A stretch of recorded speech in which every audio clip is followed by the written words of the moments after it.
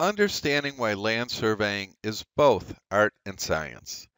There is a huge misconception that the surveyor simply finds property corners and then creates the boundary plat required for the transition of land. If only it was that simple. It was only until the last few decades that land surveying technology made it possible to get an accurate field survey of a tract of land. Measurement of exact distances and angles was nearly impossible because of the limitations of the following issues.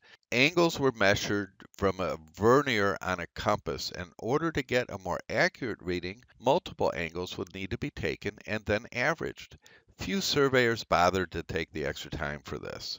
Distances were measured by a chain and then later a steel tape. This tape would change length based upon the temperature of the day. A rodman would hold a pole with a target about 5 feet above the point using an optical level to make sure the rod is not skewed. Maybe. A crew leader, known as the party chief, would handwrite the notes, often in terrible weather, in a small field book along with drawings so the people in the office could understand how to calculate the survey points, assuming no transposition errors. Needless to say, the chances of error was astronomical. As a precaution to check for error, if the survey crew did their job right, would form a closed loop around the track.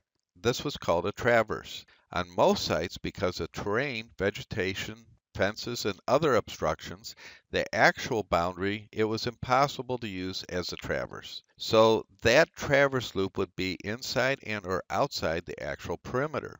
In theory, the beginning point and the ending point of the traverse should be the exact same point, but because of the tools and technologies of the day, it was nearly impossible. Thus, all surveys in the past had a certain amount of error.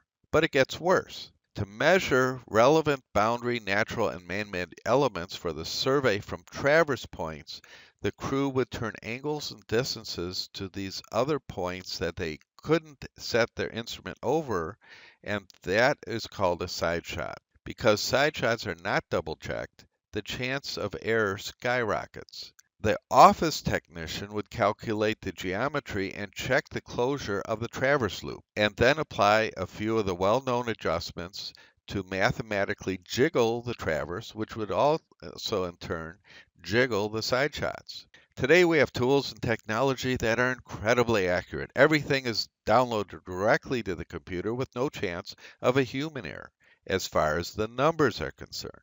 However, there's still possible some human error, such as describing a recorded point wrong, a rod not being perfectly level, or that sort of thing, but it's extremely accurate today. In the past, it was not unusual for a wagon wheel axle to be driven into the ground to define a corner. The more historic corners are the actual corner of a site. For the most part, property corners are defined by rods or pipes driven deep into the ground. When a land surveyor was retained to define a tract of land as best they could, they would collect every relevant point and often find one or two or more pipes or rods conflicting with what they think is a property corner. Multiple corners are due to differences of opinion as well as what constitute the property corners based on available land records and assuming past errors from past surveyors. In other words, the surveyor who determines land ownership simply by finding the first pipe or rod at a corner, then move on to the next, and without researching adjacent property ownerships and records, can very well be causing future litigation. When a surveyor is determining property along a street right-of-way, they will likely search for property corners along the same side of the right-of-way and even perhaps across the street to make sure the property corners along said right-of-way are in fact along that right-of-way. Done correctly, land surveying is both art and science. When you hire a licensed land surveyors, you're not paying for that time and that $50,000 surveying technology they use in the field. You're paying for the expertise to determine what you own and then to identify overlaps, encroachments, and other conflicts to make sure what you think you own is in fact within the perimeter of your land.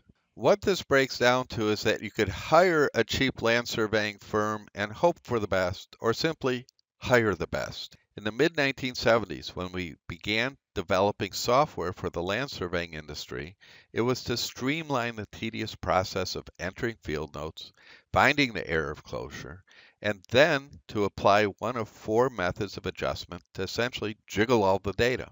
Today, because of the accuracy of field equipment and the ability to perform the geometry in the field instead of the office, we no longer have to process the data in the office and instead import the precise information directly into Land Mentor. In our next video, we'll demonstrate how Land Mentor takes that information from the field and provides a wealth of information that a savvy land surveying companies can now provide for their clients for better decision making for land development and for redevelopment.